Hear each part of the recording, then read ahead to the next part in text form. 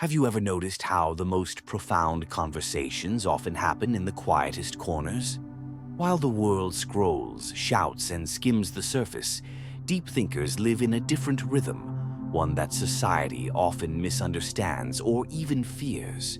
From ancient Athens to modern boardrooms, those who think differently face the same paradox. Their insights could change the world if only the world would listen. This isn't just philosophical speculation, it's a pattern etched throughout history. Consider how often society's greatest minds were initially rejected. Philosophers celebrated centuries after their deaths. Scientists labeled heretics for discoveries that later defined progress. Artists whose work gained value only after they couldn't benefit from it.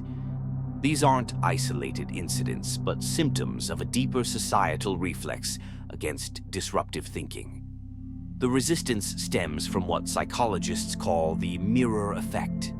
When encountering physical strength or wealth, we might feel admiration or envy, but intellectual superiority triggers something different. A deep thinker's presence alone can make others confront uncomfortable truths about their own unexamined assumptions.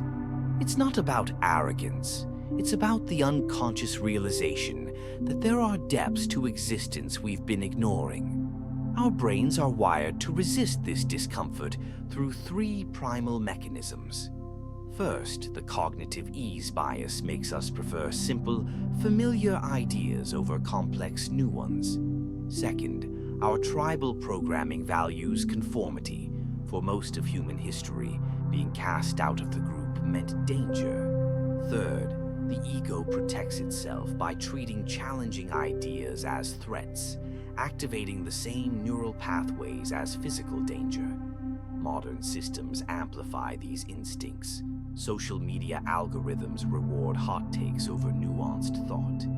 Education systems often prioritize compliance over curiosity.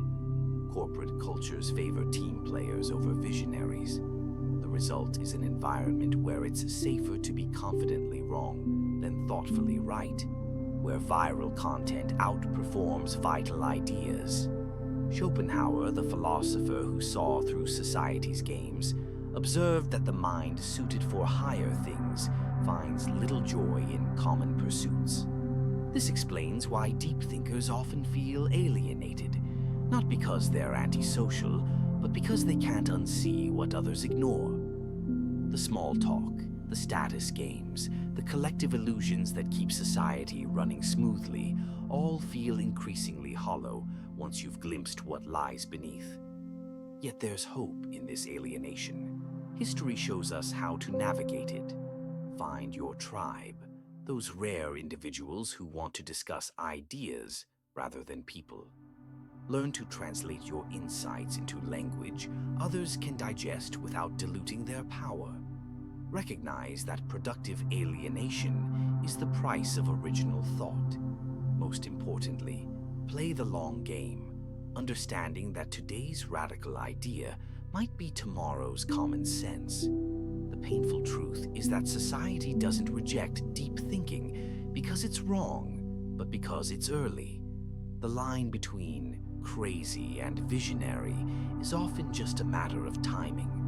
What separates the conspiracy theorist from the genius isn't their willingness to question mainstream narratives, but their ability to ground their thinking in evidence and reason over time. If you've ever been told you think too much, or been made to feel like an outsider for your thoughts, remember, this discomfort is the growing pain of a mind expanding beyond conventional limits. You're in good company. The Galileos, the Van Goghs, the Turings, all of whom faced rejection before their perspectives transformed how we see the world. The most powerful ideas often enter society as unwelcome guests before becoming indispensable.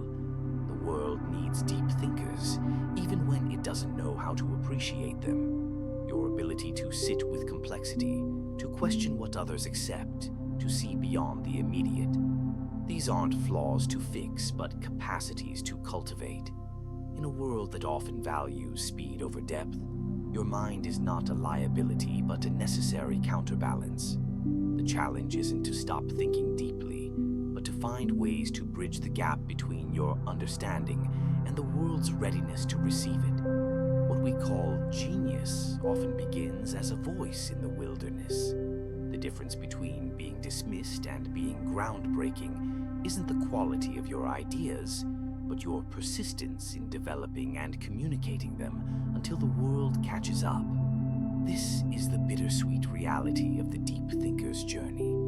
You may often feel alone, but you're participating in the timeless human project of expanding understanding, one uncomfortable truth at a time. The next time your perspective meets resistance, consider that you might be seeing something before its time. The friction you feel isn't proof you're wrong, but evidence you're ahead of the curve.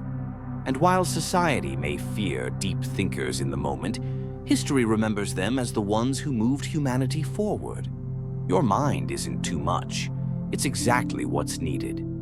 The question isn't whether to keep thinking deeply, but how to sustain yourself in the space between your vision and the world's readiness to see it.